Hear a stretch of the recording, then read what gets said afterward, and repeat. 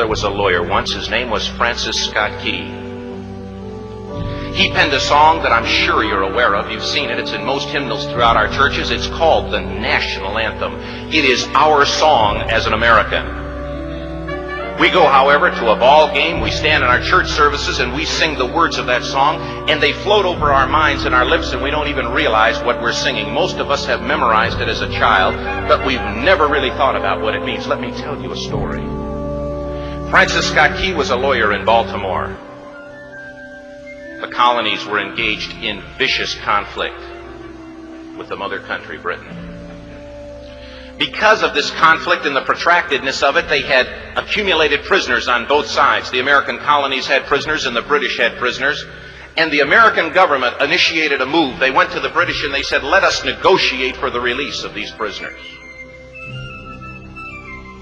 They said, we want to send a man out to discuss this with you. They were holding the American prisoners in boats about 1,000 yards offshore. And they said, we want to send a man by the name of Francis Scott Key. He will come out and negotiate to see if we can make a mutual exchange. On the appointed day, in a rowboat, he went out to this boat and he negotiated with the British officials. And they reached a conclusion that men could be exchanged on a one-for-one basis.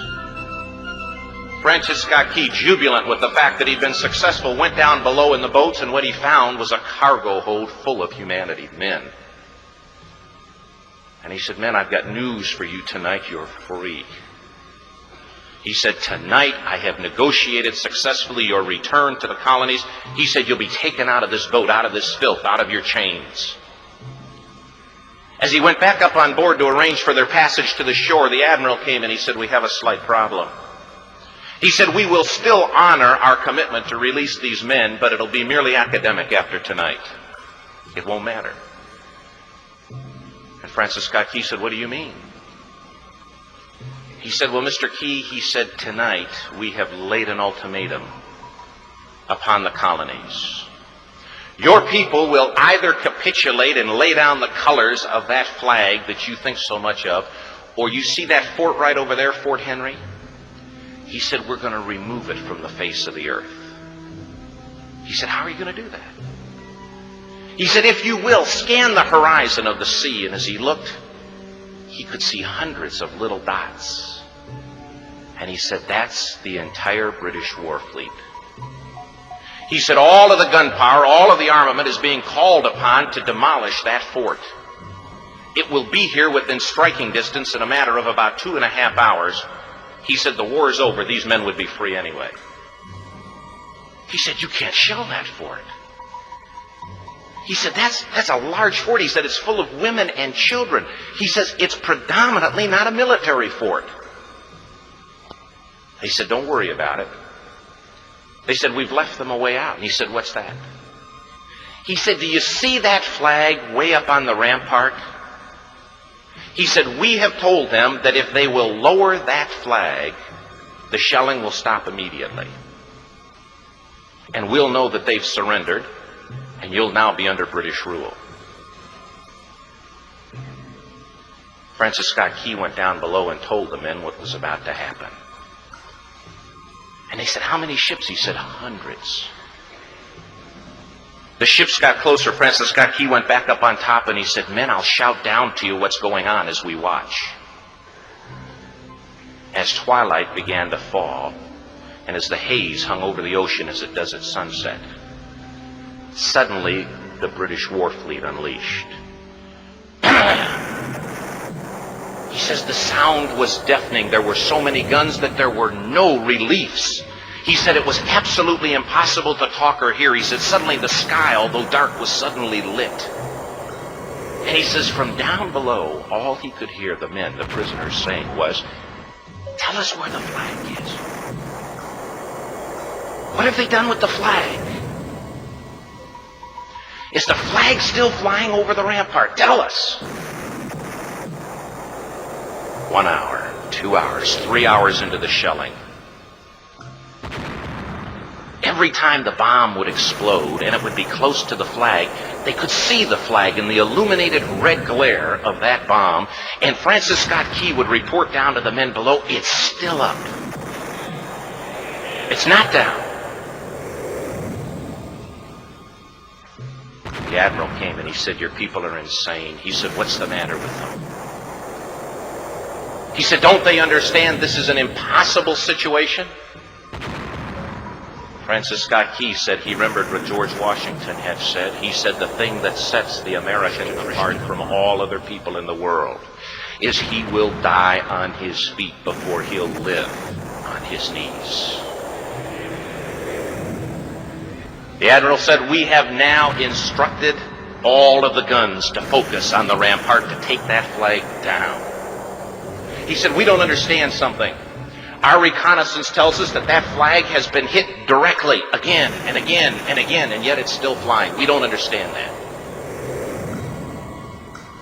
But he said, "Now we're about to bring every gun for the next 3 hours to bear on that point."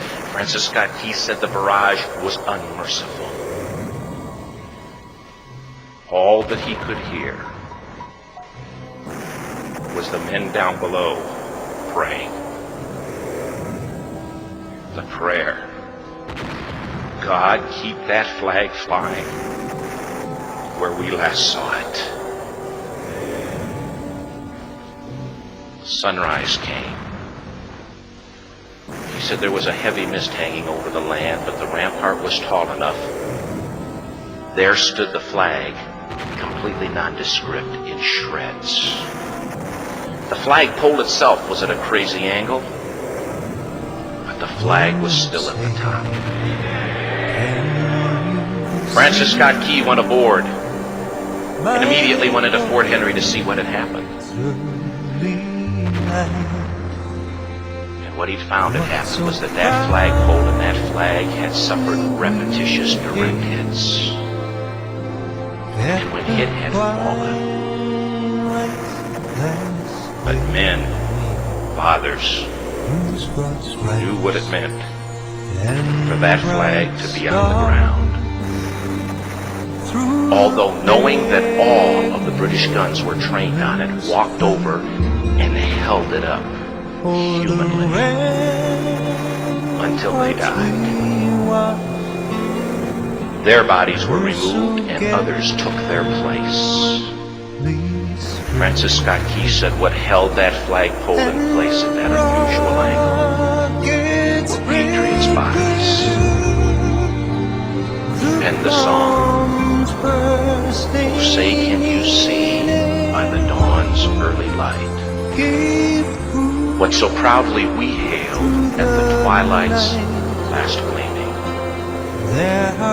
Or the rocket's red glare, the bombs bursting in air, gave proof through the night that the flag was still there.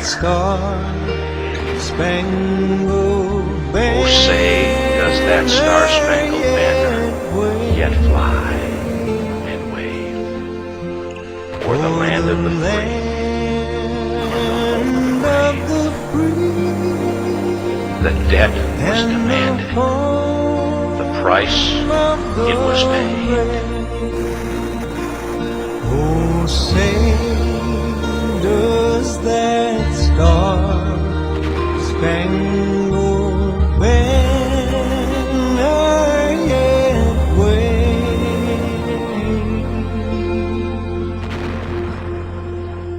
o'er the land of the free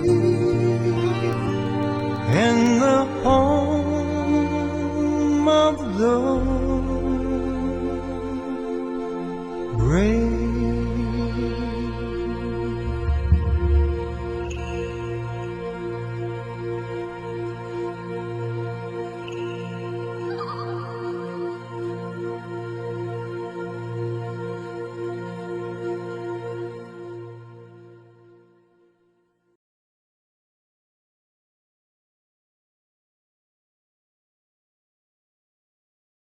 We're Cibolo Springs, and we approve this message.